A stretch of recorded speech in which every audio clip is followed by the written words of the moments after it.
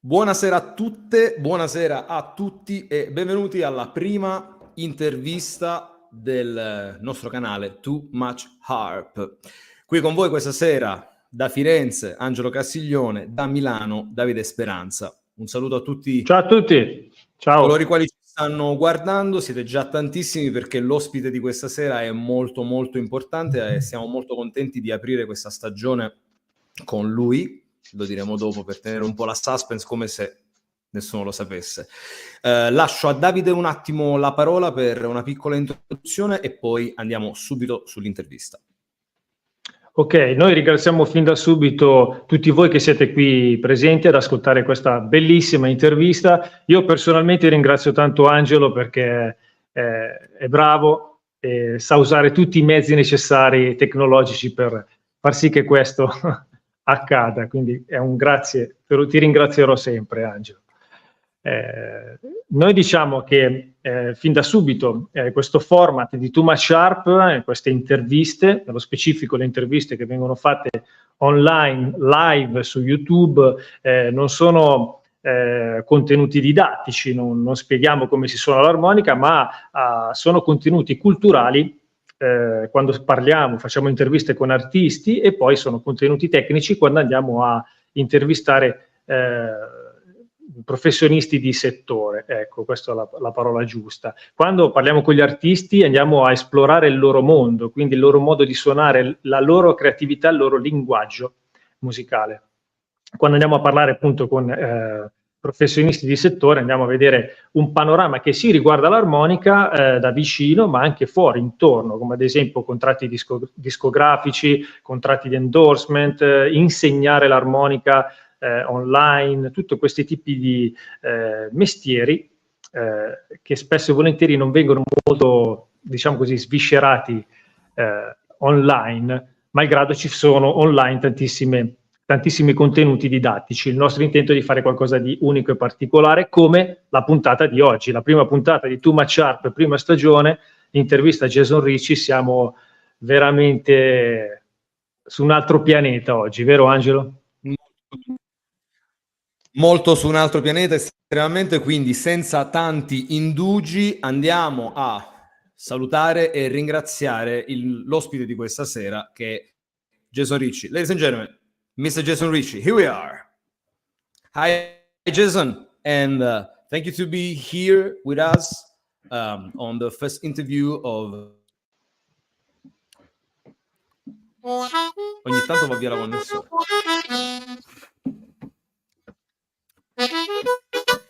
Charge, what's happening, y'all? Cool. Thank you, Jason. Great to Yeah, be here we here. are. Thank you for having me. Thank you very much for having me. Ciao. Hello. Au revoir. Che passo. Obviously, when you have a big interview with, I don't know, there is some problem with the connection sometime, because here in France there is a storm, probably is for this reason. Okay. So now I think we're okay.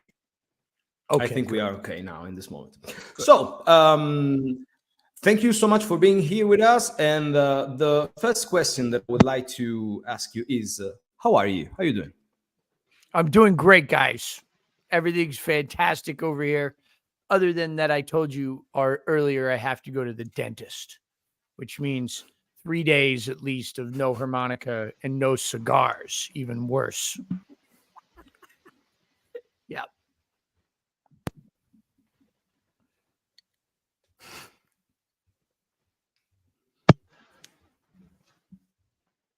Angelo? I don't know why there is some problem with, but it's okay. We can continue. Can you listen to us?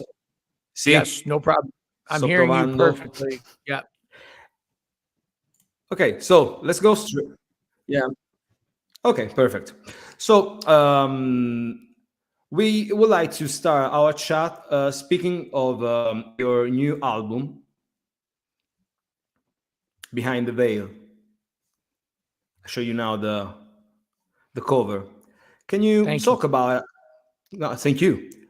we would like to know the worship of this album, because I listen to this obviously, and I can hear different influence. There is a much of New Orleans, some old stuff, some Chicago stuff.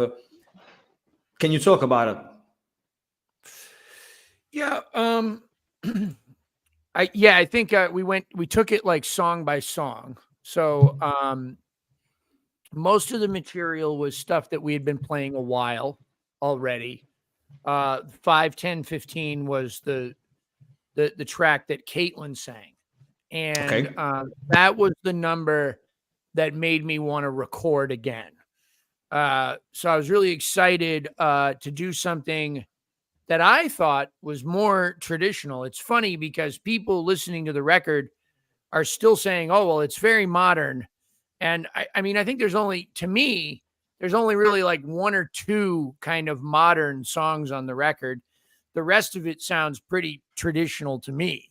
I don't know, maybe like Caitlin's song No Way is a little on the rock side. And then I don't know what's the other one. Casco Bay is just Casco weird. Bay. Right. That's just a weird song. But to me, the rest of the album, like you said, is either New Orleans blues or Chicago blues. So like the Cirque du Soleil and Mermaid, both of those songs sound to me like pretty much straight up Chicago blues. It doesn't really sound all that modern to me at all. So I was surprised. And then Baked Potatoes sounds like West Coast swing, maybe a little bit of like, maybe like a William Clark. Yeah, it is. Or something like that. You know what I mean? It doesn't sound to me like anything modern. And, I don't know. The Nobody But You, Wrong Kind of Easy. That's like jazz blues. With a huge James Cotton influence from his version of that Little Walter song, which we stole off of the 100% Cotton record, So anyway, I'm surprised to see reviewers saying, "Oh, it's like extremely modern blues record." It's really not. To me, it's very straight ahead. And then even the Bobby Rush song, they're like, oh, well, this is a very rocked up version of that. I don't know if they've listened to the Bobby Rush song because it's pretty close to what he does. I mean, it's not rocked up really at all. So it surprises me. Like when I read stuff that people write, in general, I think that, I don't mean this in a bad way. Well, maybe I do a little bit, but blues writers are often very lazy. Like I can't even tell you how many times people have, well, I can. It's been 3 times they've got the name of the record wrong. Like it's either Under the Veil or Beyond the Veil, right? Or they'll like say something like the first song on the record is 5, 10, 15, and it's not, right? So like, I'm glad that all of our reviews are good. But at the same time, what does that mean? Right? Because if you read the reviews, most of them are terribly written. Here I am. I'm getting in trouble on the first question. But great. Now, this point me to another question. Your new album is a lot of New Orleans, a lot of Chicago blues. There is something about West Coast blues, but as you said, the reviewers said that the album is something new. But you think is allowed me because of your style, because of your career, that you are an innovator of the harmonica, and then now people said everything Jason Ricci's done is modern. Yeah, that's fair. I mean, you think it's this one? Yeah, I think that's fair. And like, I'm definitely not. I mean, most of the time, I'm not really soloing like traditionally. Like, I think there's exceptions. I think 5, 10, 15 sounds a lot to me like Jerry McCain or Little Walter, or maybe Jerry McCain meets Paul DeLay towards the end of it, right? But like, and then, but like on Cirque du Soleil and Mermaid, I think I'm just trying to play as much like Cotton, really, or Little Walter, right? Like kind of in that zone. But yeah, you're right. Like the rest of the album, I just sort of play like me, and I don't really try to like play traditionally very much. I do like to try to play that way. I just have never really done it on a record that was my record, right? Like I've done it on other people's, like I've played with Nick Moss and all kinds of other players that really wanted that traditional Little Walter, Cotton, Junior Wells kind of thing. And I have no problem doing that and love doing that. It's a fun thing for me to do. And I've spent so many years trying to play just like those guys that usually it's not very hard for me to kind of call it back up. Like, you know, it's really easy for me to switch gears from that into just playing whatever I feel like the music calls for, you know. But I don't know. I love playing traditional, and I think that we're going to start hearing a lot more of that from me as the years go on. I have like less to prove. Like I've already kind of done a lot of my own crazy stuff, and now I'm just kind of interested in kind of, you know, settling in a little bit and just kind of making music happen the way that, you know, where I have some reference and stuff, instead of trying to break new ground, kind of just trying to sit inside of something that makes sense already to me and make it, you know, as personal as possible, but also, you know, observe, you know, some appreciation for what came before me. The real problem and the real motivation for that is that I've always been a rebel. I've always rebelled against what was happening. And when I first started coming up in blues music, everything was traditional. You have to play like this or get out of here. So I sort of rebelled against that. Well, now it's turned into the opposite. Now everything is modern. And I'm like, hey, whoa. Like, let's go back to, you know. So now I'm kind of rebelling against the rock edge in blues is something I just want to leave alone. I'm okay with jazz. I'm okay with funk, and I'm okay with blues, but I want to leave that rock edge out of the next record completely. And I tried to get rid of it as much as possible on this one, but Caitlin wrote that No Way song, and it was too fun, so we had to leave it, you know. But, yeah. She has a beautiful voice.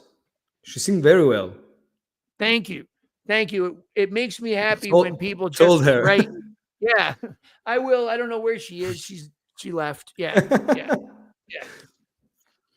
Allow me to translate what we talk about in this few minutes and then we go on. Dunque, traducendo, Davide, cosa abbiamo detto? Abbiamo parlato del nuovo disco di Jason e del fatto che ci sono tante influenze di musica tradizionale nel suo nuovo disco.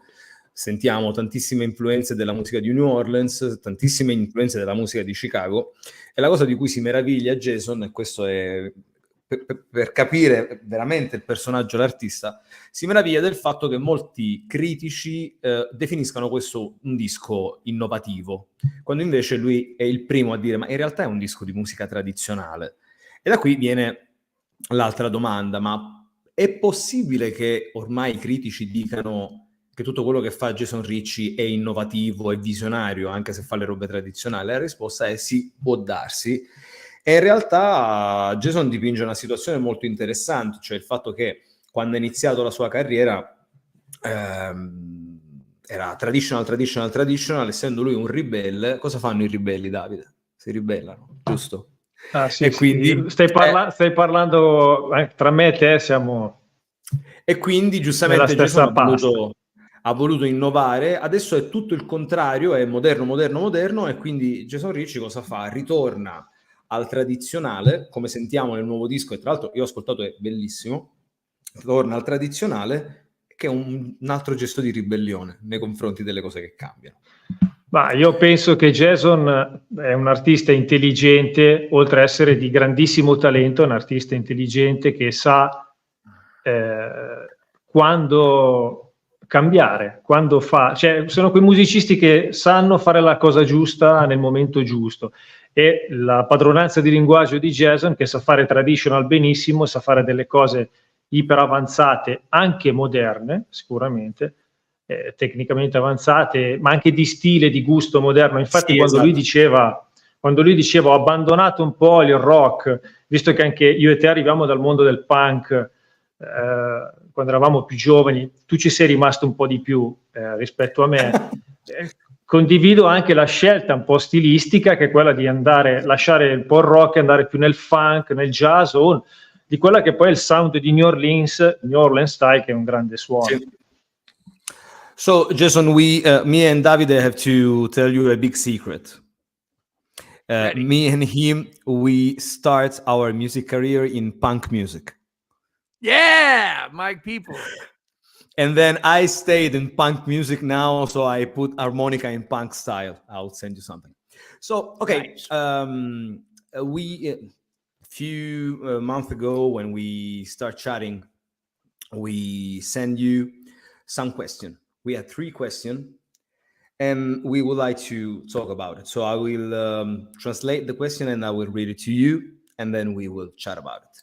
Allora, la prima domanda che facciamo a Jason Ricci è questa. Dietro l'idea di Too Much Harp, del nostro nuovo canale, c'è il fatto di pensare all'armonica anche fuori dal contesto blues. Quindi vogliamo chiedere a Jason Ricci quali sono state le sue influenze e il modo in cui crea i suoi mix, il suo stile, che è estremamente riconoscibile, e quindi parleremo appunto di quello che ha portato a essere Jason Ricci a livello proprio di costruzione del pensiero musicale. Okay, so first question. Among Charles' goal is thinking about the harmonica in all musical contests, as well as the blues one. We feel the influence of different musical genre in your playing. Can you tell us about your artistic career and what were your major music influences and how did you exploit them to create your own style, which is extremely recognizable? Maybe if you want, you can give us some example of mixing technique or musical genres. Okay, good question. Thank you. Sure. So I'll do my best. I didn't love blues music initially at first at all. I only started. This is big. As a kid, I only started listening to blues to learn harmonica. So, because that's where all the harmonica guys were, the good ones were there. So over the years, I fell in love with blues music. And then there were a lot of people in the blues community, particularly harmonica players, that told me, hey, listen, you need to only listen to this music, like as much as you can. Really, just dive in and only listen to and not even that, just really only listen to a small period of time. Like Chess Records, Sun Records. What's the one out of here that Lazy Lester was on? Anyway, all these record labels from like 1949 up until like 62, and that was it. Just learn that, and that's what I did. And then later in life, after I had done a lot of that, like, like 10, 15 years of nothing but that, a big event happened in my life. I was dating a man, and we were in love, and I had been hiding this part of my person from everybody for a few years, and finally I came out. And when I came out, I also decided I was going to be me on every level. So that meant that musically, I was now going to put in influence from my youth. So that was like punk, like the Misfits, the Pixies, Lou Reed, right? All this kind of stuff that I grew up on. That was part of my identity and part of my culture, because blues music is part of Black culture. It's not part of my culture. Now, that being said, I've spent so much time, and I know one of the other questions is going to get into this, but I've spent so much time around Black culture that it's sort of interwoven itself into how I, not so much how I speak, like I'm not trying to speak Black, but how Black culture addresses things directly. And I'm used to, my entire neighborhood is Black. A lot of my interactions are with Black people, and I find comfort being around Black people in a way that is natural to me now. Okay. So, but I recognize the difference between who I am and what I've become and where I'm going. I realized that I'm from Maine and I'm white, and I came up in a different culture.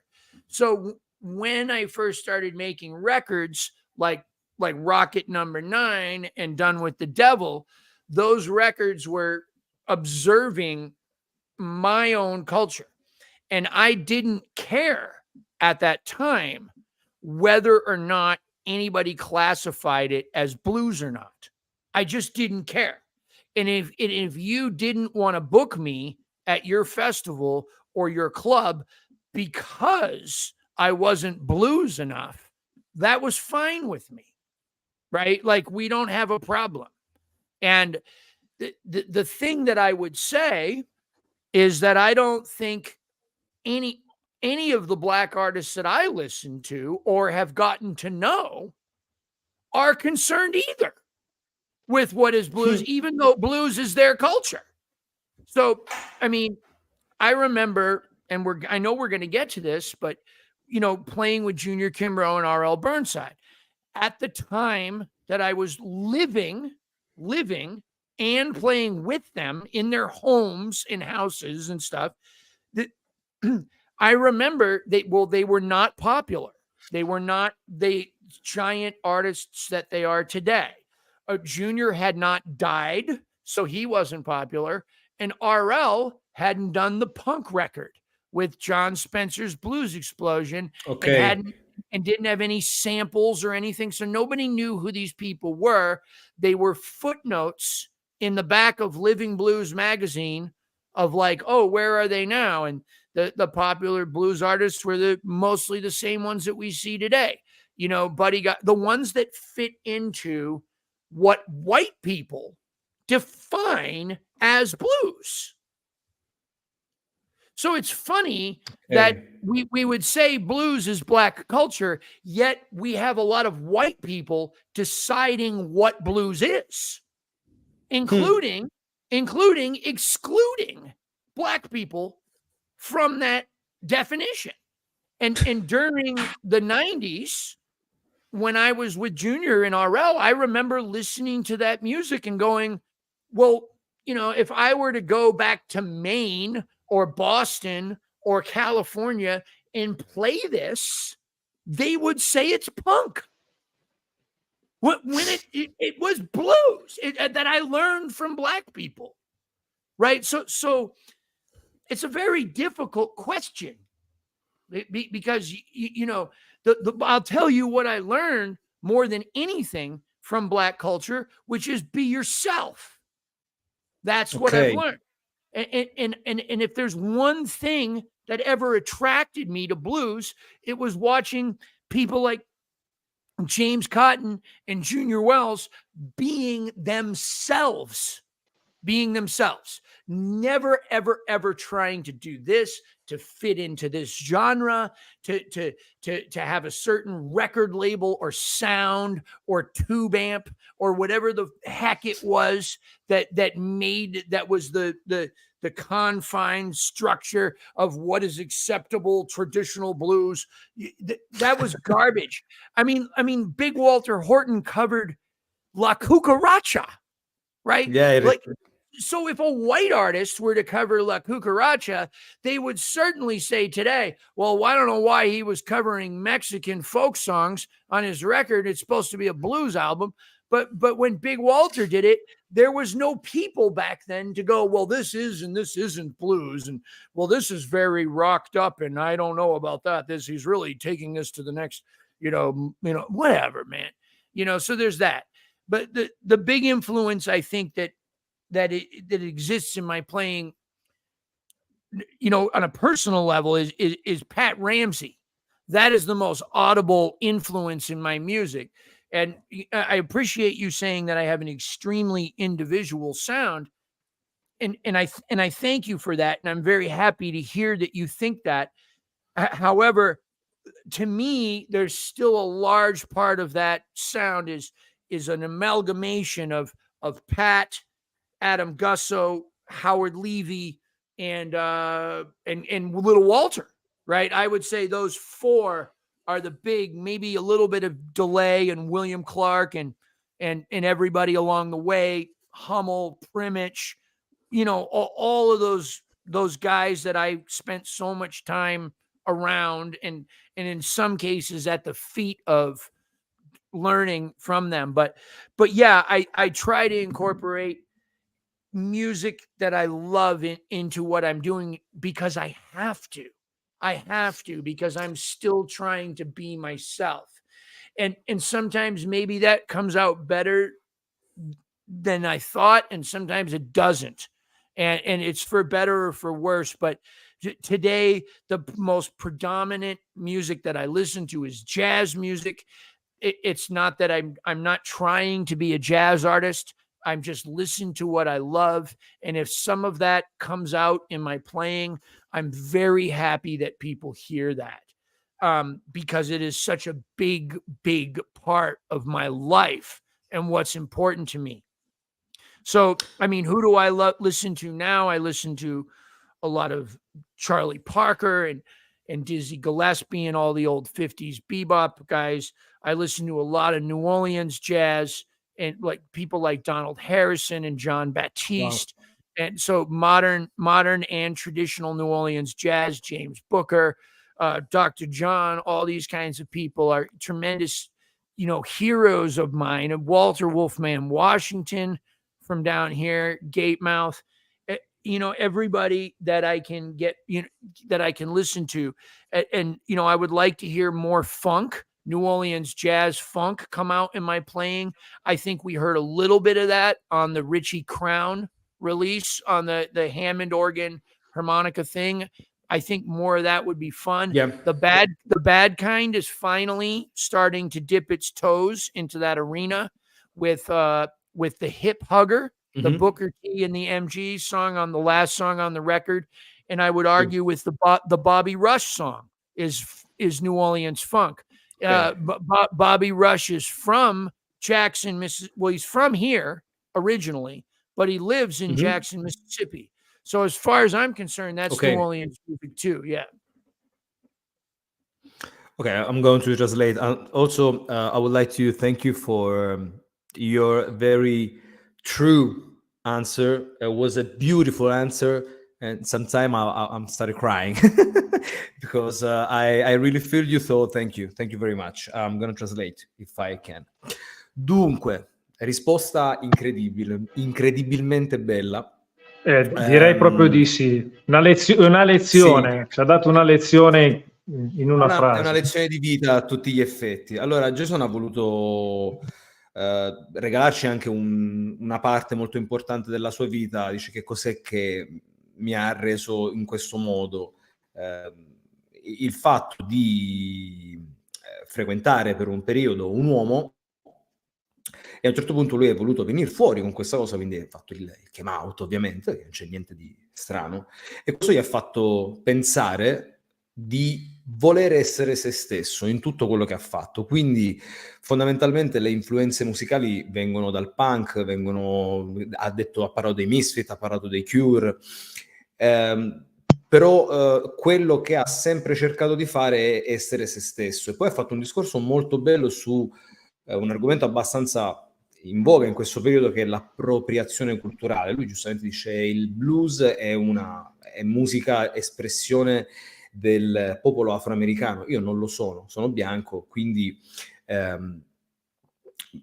veramente a volte un'appropriazione culturale. Lui vive a New Orleans, la maggior parte delle persone che frequenta sono persone di colore. Quando suonava con Junior Kimbrough, lui viveva con Junior, stavano assieme quotidianamente, mangiavano assieme, e molte volte quello che suonavano non veniva neanche identificato come blues, lo definivano addirittura punk, perché non era quello che era in voga in quel momento. Quindi fondamentalmente Ricci è una vita che va contro tutto e tutti, e per questo io lo amo follemente. Ma secondo Davide, me è volevi un dire fattore... No, guarda, si traduce tutto, lo sto dicendo a Mari e Monti, linguaggio musicale. Linguaggio musicale, punto. Il blues è un linguaggio musicale, quindi sì, che ha una connotazione culturale afroamericana, ma nella realtà è un linguaggio musicale, come lo è il jazz, come lo è la musica classica, come lo è anche il punk. Sono tutti linguaggi, sta a te capire quello che più ti senti portato e approfondirlo. Anche lui ha detto, sta ascoltando tanti dischi anni 50, musica di New Orleans, Dr. jazz, John, Professor Longuer, il funk, penso anche di The Matters, questi gruppi di New Orleans. Quindi sì. Il concetto è che quello che ascoltiamo, il nostro nutrimento passa dalle orecchie, e approfondiamo questo linguaggio musicale e lo suoniamo, lo interpretiamo a modo nostro, come ha detto Jason, rimanendo noi stessi. Esatto, rimanendo noi stessi è la cosa che ha ripetuto più volte e che effettivamente mi ha colpito particolarmente nel segno. So we can go on. The second question is related to the first one, because we would like to speak about the recognizability of your sound. There now is a trademark. Could you explain how you got there and what are the ideas that Okay. should drive an harmonica player to work on sound? And also the second question is the end of this big question. We would like also know something about your collaboration with Lone Wolf Blues Company, for because if they made pedals for you, you have to give them some specifics, some ideas. What we are interested in is the ideas. Okay. Sure. So yeah, like I said earlier, Little Walter, Howard, Pat, these particular people were influences. So how did I stop sounding like them? That's the question, right? Because we all know how to study musicians. You just listen to them and you repeat it and you figure it out. And then what we do after that is we start combining, like, well, here's a Paul DeLay lick, here's a Little Walter lick, here's a Pat Ramsey lick. But that still is just an amalgamation. It's still just a collage of different styles. It's not always recognizable as a particular person. Now, of course, different people have different ways that they play. Sometimes it's very recognizable, like Cotton plays so hard and so intensely that it's very easy to tell. Or Big Walter Horton or Sonny Boy is very nervous vibrato, that very quick vibrato. Butterfield's guttural vibrato, right? It's very easy to tell. So there's tonal differences too. I think that's natural. If you just play long enough, everybody will have their own tone. I can tell the difference between Kim's tone and Little Walter's, even when Kim is playing Little Walter. So, you can tell. But I think the big way for me that I developed my own sound musically, not tonally, but what it is that I'm playing is through the study of chord structure, scales, arpeggios, in music theory in general. That is, it's a guarantee. It's a guarantee for whoever is playing that they will develop their own sound. It's a guarantee. It's the same as learning a language, and I can easily tell the difference between the way that you two speak. That I could tell who's speaking to me very clearly, not just from the tone of their voice, but by the words they choose, the phrasing, the spaces that we leave or don't leave when we talk constantly. I can tell, right? It's very easy. It's not something that you had to try to do. You just learned to do that by learning language, punctuation, and then all of this other things where you're living. Cultural infuses it. Oh, New Orleans, Chicago, New York, where have you lived? All over has a sound, right?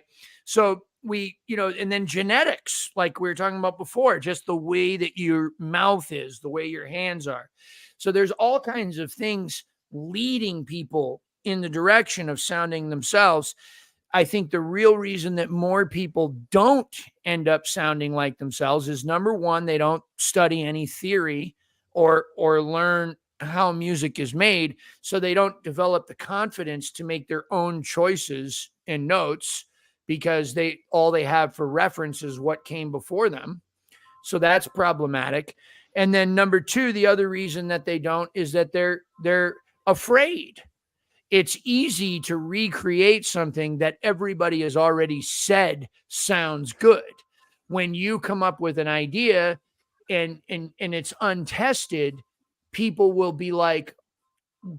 not like it. That's a fact, right? Like, not everybody, like if you look at a thread about me, there will be some people that will say, oh my God, he's the greatest in the whole world. And then other people will say, this is the worst. This goes against everything that I believe in. So it's polarizing, right? So but when we listen to somebody who just plays traditional music constantly really well, say somebody like Kim Wilson, the majority of the public will just say, oh, well, that's wonderful, right? Because it's familiar. It's already basically been done. Yep. And Kim may be putting his own spin on it, and it's a very, very good spin. Don't get me wrong. It's incredible. No. We were talking about Nick Current at the beginning of the interview, and you wanted to ask me about Nick. Very, very similar. There was a large portion of Nick's career. The majority of Nick's career was spent recreating music from the 50s as best as he possibly could, meaning the same mics, the same recording techniques, the same everything. I think that's very, very important. I'm not dismissing that. Don't get me wrong. I'm not saying just because it's new means it's better. What I am saying is, once we start growing and studying music, that developing one's own voice is inevitable. It's inevitable. It will happen. You just have to get into the music. Pedals, Lone Wolf. So you'd be surprised how little Lone Wolf actually consults me. So first of all, Randy is in a phase of retirement. He's trying to, retire from this. Now, that doesn't mean that there won't be Lone Wolf pedals. There will be forever. But what we're not doing is creating a lot of new stuff. That being said, we have 2 new pedals coming out very, very soon, before the end of the year, I think. But the first one was designed by Will Wild, or it's being helped to be designed. Yes. I have it right over here, actually. So Spoiler. Yeah, right. So this is the prototype for it. So it only has 3 knobs: drive, tone, and volume. Now, so it's similar to the Harp Break, except the Harp Break had a bass knob instead of a tone knob. But this pedal does a lot. It has a little bit of natural built-in reverb inside of it that you can't control. It's just on there. It has compression, and it has distortion, and it has the ability to change its tone from lower to higher. So it's a remarkable new device. Now, I don't have much input in this other than that I'm testing it. And I'm telling you from the tests, it's already great. Now, that rarely happens. Most of the time, I will get pedals from Lone Wolf, and I may send them back, 10 times with some little issue that I think is a problem. And every now and then we knock it out of the park the first try. The Clean Cat and the compressor, which are two pedals that have my name on it, those were the two pedals that had the most work, or most input from me. Okay. Other than that, Randy doesn't really listen to me. He does what he thinks is the best. We have a new delay pedal, right? That's coming out right here. And I haven't even tried it yet. And so I don't like the other two Lone Wolf delays, right? Which is cool, because then people know when I say I like this pedal, they know that I mean it, right? Because if I don't like all of our stuff, that's a good thing. It's good for me not to like everything. But Randy doesn't care that I don't like the other delay pedals, because everybody else does. They like them. But maybe this one will be different. This one also has an echo tone knob on it, right? So what I didn't like about the other pedals was that they were too dark, and this one can change that. Okay. So maybe he's listening to me. I don't know, but we'll find out. Maybe this time. Yeah, but Randy's amazing. But he has his own ideas about what he wants to do, and he will listen to me about certain things. But like I wanted him to make like a synth fuzz pedal, and he's like, no. Nobody's gonna buy that except for you, Yeah, because you have to sell it. Okay, let me please translate for our follower. Allora, abbiamo parlato di come diciamo trovare il proprio modo di creare un suono riconoscibile. E Jason ha detto una cosa, secondo me, Davide, correggimi, a me parlo della mia opinione, poi dimmi quello che pensi tu, una cosa molto molto giusta. Non ha parlato di tono, di suono, ma di modo di suonare. Perché giustamente ha detto, quello che influenza il suono di qualsiasi armonicista sono le mani e la conformazione fisica, ma è proprio il modo di suonare. Per sapere come suonare, giustamente Jason Ricci dice, dovete studiare la musica, dovete studiare gli accordi, fare gli arpeggi, fare le scale. E questa è una cosa di cui, Davide, abbiamo parlato spesso. Molte volte purtroppo nel nostro settore, mi dispiace dirlo, non viene preso in considerazione, si fa tutto molto ad orecchio. Tu che dici, Davide? Concordo pienamente con quello che ha detto Jason, che sì, è vero, più studi, più ti dà la possibilità di creare e di capire dove stai andando, ma anche solo per un effetto, diciamo così, culturale. Studiare musica ti apre di più la testa per creare tante cose, quindi anche questo è molto importante. Su una cosa che ha detto Jason, che io condivido pienamente, il lavoro dell'armonicista è un po' come quello dei cantanti, quindi c'è un fattore estremamente fisico, in particolare l'armonica diatonica. Quindi è uno strumento molto fisico l'armonica. Consideriamo il fatto, come dico sempre, è l'unico strumento che si suona soffiando e aspirando. Già questo è umano, è estremamente umano, quindi c'ha delle grosse similitudini alla voce, al lavoro che fanno i cantanti.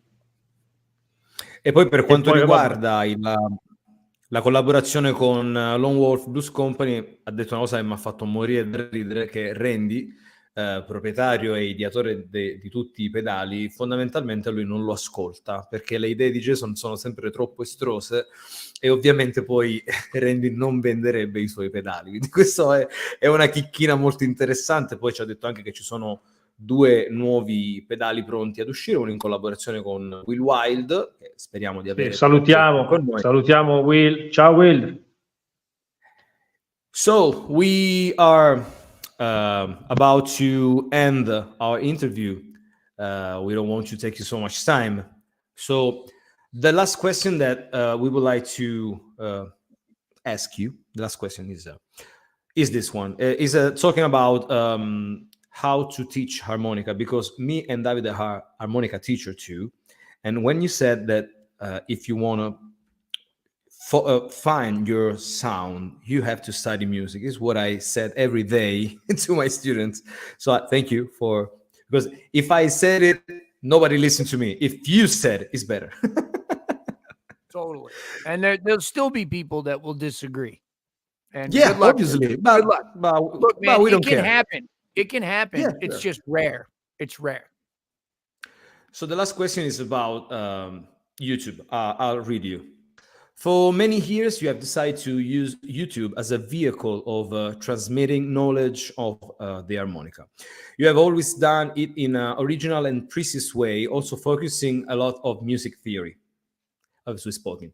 What do you think about online music teaching? I think it's great. I mean, I know that if something goes wrong with my car, the first place I go is YouTube, right? You know, if something's wrong with the computer, the first thing I do is go to YouTube, right? And there's a video that'll walk me through it, you know. So I don't think it's much different from music, you know. The problem is you have to know what it is that you're looking for, and it takes a lot of self-discipline, because you have to find something and stay with it for a while. And I think the big mistake that people make, I can only speak with my videos. I don't know with other people, but with my videos is they think that every time I put a new video out that they should learn that in a week. And the truth is that what I'm asking people to do is to spend years on maybe on one 20-minute YouTube video, right? And then kind of come back and find another one and then learn that, and then spend another 2 months, 3 months, 6 months, and then maybe go back to the first one, right? And then, you know, and then maybe like, and so the problem is that there's so much, today's world is so much about more. And the problem with the internet that we've discovered over the last, last 20 years, especially, is that information does not equal knowledge. So just because we have loads and loads of information doesn't mean that we're able to process that information into something that's usable, effective, emotional, spiritual, all of those important elements to art. So I think it's a double-edged sword. It's both incredible that you can find out how to play giant steps, probably somewhere on diatonic harmonica, and then you could spend your lifetime. I mean, you could spend a lifetime just learning to play like Sonny Boy and never get all the way there, right? Never. And I think that's the temptation is where are we as artists, as you, me, everybody, where do we draw the line of like, okay, I need to get better at what I'm doing versus I need to learn more. And that's the hard part. It's the hard part for me. When I listen to jazz music, I love it. And I say to myself, okay, I want to be able to do that. But the question is, can I do it well? Right? Can I do it well? Because I don't want to do it if it's not going to be done well. So when I'm ready to play a piece of music, I will play it. I've been working on a few jazz standards for the last 5 or 6 years. I'm still not recorded them or played them. There's little snippets of me on Patreon, especially, where I talk much, much more openly than I do on YouTube, more like we are now, where I will say things like, I don't like this, but on YouTube, I'm not opinionated at all, because well, first of all, I don't know anything. I really don't. I mean, what I know is that the opinions that I had when I was young are not true today. so I've stopped making like absolute statements. Like, like we hear a lot of these statements in the harmonica community. Well, this is the best microphone, or tongue blocking is the best way to play harmonica, right? Or this is, you should only use a tube amp, or you know what I mean? Or Little Walter is the greatest of all time. We hear these absolutes. I mean, we hear it all the time in everything, but especially in our small community. And it's just not true. But over on Patreon, I will sometimes say things like, I really don't like this, right? Or I really think you should do it this way. Whereas I would never say that on YouTube, because I'm willing to be wrong on Patreon, because they've already paid like $5 to see that. They want to know what I'm really thinking. And I'm not going to tell you on YouTube, because I also don't have the emotional bandwidth to deal with angry people. That's what I want to talk. Yeah. I don't. Can you imagine the comments of the angry people? Right. I don't like reading it. So the less stuff I say to make people angry, the less I have to read it. And when people right, and when people write things that are really angry, I always just write back really nice things to them, and then that shuts them up immediately. But still, it takes a lot out of me to write something really nice to somebody that just said horrible things about me. And I'll get these guys, every now and then one will show up and he'll like comment like 2 or 3 times on every video I do.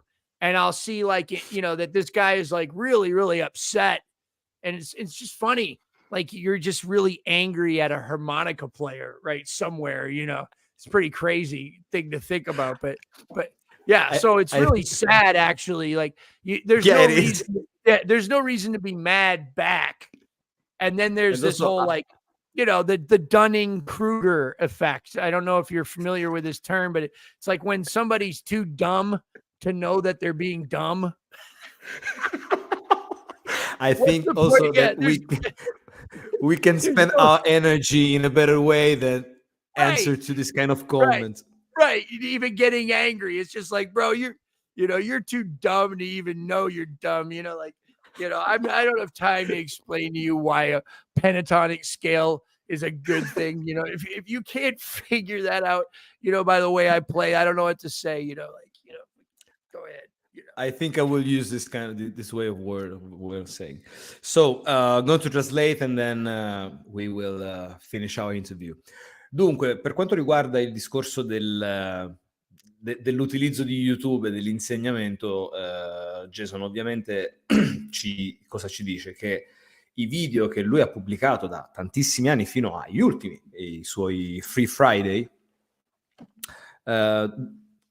sono delle piccole lezioni che la gente utilizza per una settimana, quando invece sono quelle cose che dovrebbero essere poi riprese, perché studiare un brano o comunque capire come suonare determinate cose, Davide, non ci si mette sicuramente una settimana, a meno che non facciamo solo quello. Ti torna? Ha detto delle cose per quanto divertenti, ma sacrosante. No, nel senso, io condivido l'esperienza di Jason perché spesso e volentieri facciamo dei video, un po' come lui fa i Free Friday, magari ad esempio io faccio delle cose su Facebook, magari dedicate a uno strumento. Sono video questi che diamo, importanti, non solo sotto l'aspetto tecnico e stilistico, ma anche sotto l'aspetto umano. Come diceva lui, è questione di arte. Cioè noi ci mettiamo dentro tutta la nostra arte nel suonare questo strumento e quindi anche nel proporre questi contenuti. È ovvio che poi magari qualcuno ti chiede ancora qualcosa e tu gli dici: ma l'hai visto bene il video? Prova a rivederlo 1 volta, 2 volte, 3 volte. è così, quindi bisogna magari andare a rivederli più volte questi video e capire che c'è tanto da imparare. Ovviamente Jason poi quando fa i suoi Free Friday ci fa scoprire sempre tantissime cose, quindi condivido appieno anche qualche arrabbiatura di qualcuno che scrive, ma quelli ci saranno sempre. Capita. Un'altra cosa molto, molto giusta che ha detto Jason è il fatto che su YouTube non esprime mai delle opinioni personali, cosa che invece fa sul Patreon, e perché questo appunto porterebbe persone a commenti allucinanti, come sappiamo purtroppo ci sono questi nuovi hater, e quindi lui giustamente se ne tiene lontano, fa le sue lezioni ed è tranquillo, poi il resto succede quello che succede. Davide, io direi abbiamo scavallato il nostro timing che ci eravamo preimpostati, perché l'intervista è stata meravigliosa. Ringrazierei il nostro Jason e lo lascerei alle sue cose, sicuramente è pieno da fare. So, Jason, we will sincerely thank you because was for us a great... Prego.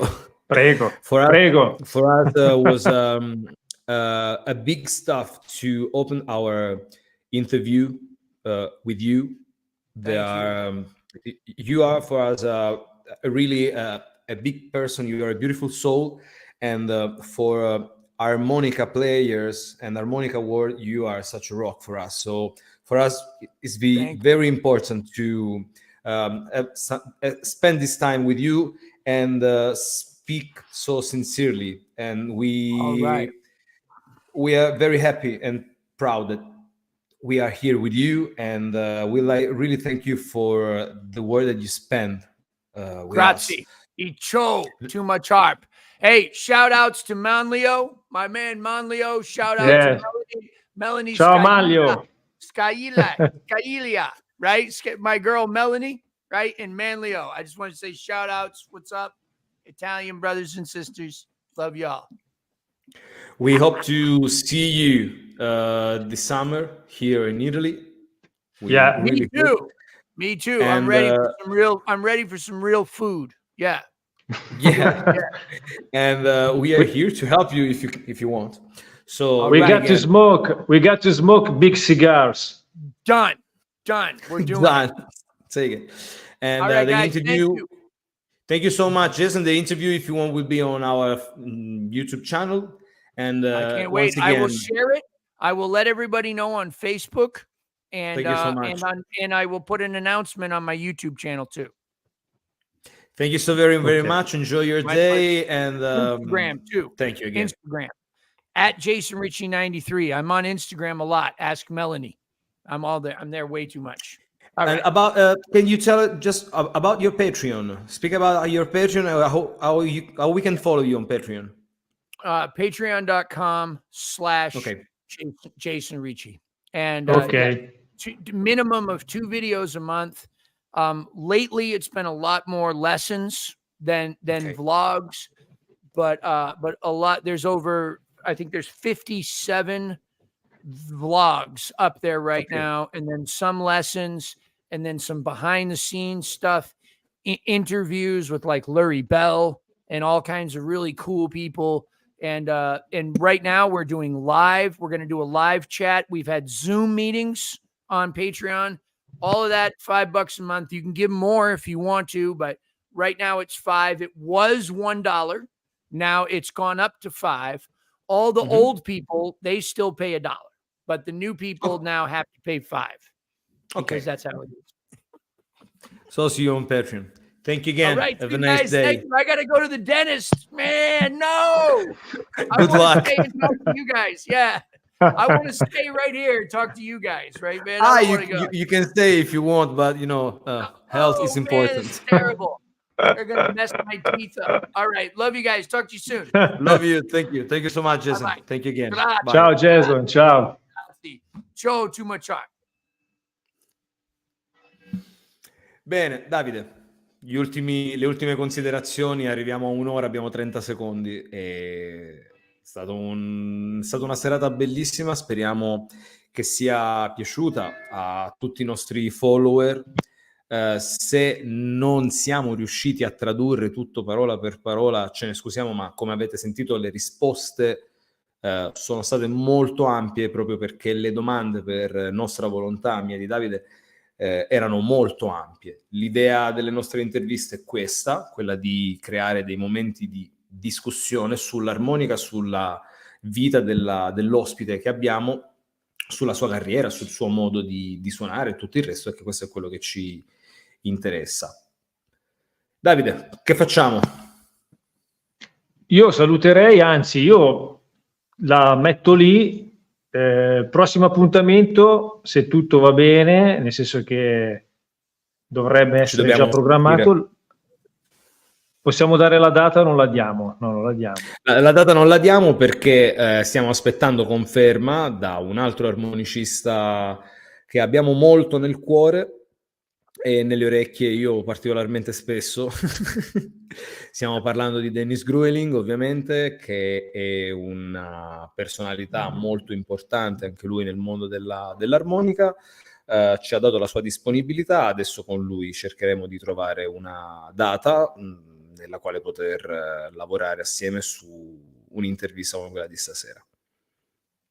Sì, io direi che è andata benissimo, anche perché, come già detto tu, non riuscivamo a tradurre parola per parola, però è così bello sentir parlare Jason, perché comunque ha tante cose da raccontare, quindi abbiamo, diciamo, stretto un po', tirato fuori il succo delle cose che ha detto, ma cose molto importanti, quindi sì. Che dire, ragazzi, Too Much Harp, mi raccomando, seguiteci sulle nostre, sui nostri canali sia di Facebook che Instagram, perché poi ci sono, mano a mano andiamo avanti, ci sono delle novità. Per questa stagione che parte da ottobre e finirà a marzo, oltre alle interviste ci sono dei video che vi daremo delle direttive, se volete farli, dei piccoli video per divertirsi un po' a suonare qualche cosa insieme, e verranno pubblicati o li pubblicherete voi con il tag di Too Much Harp. Però vi informiamo su come fare, ecco, vi diremo bene come fare. Rimanete connessi a Too Much Harp, perché ci sono tante belle cose, tra cui stiamo organizzando il raduno. Insomma, Davide, non dire tutto, a poco, non dico tutto. Come nelle serie televisive. Quindi ringraziamo tutti coloro i quali hanno partecipato questa sera all'intervista di Jason Ricci. Vi ricordiamo che troverete la registrazione di questa sera sul nostro canale YouTube, Too Much Harp. Vi ricordiamo di mettere like alla nostra pagina Facebook e alla nostra pagina Instagram. Da Angelo Castiglione e Davide Speranza, un grande grazie, ci vediamo alla prossima intervista. Buona serata a tutti. Ciao a tutti, ciao ciao.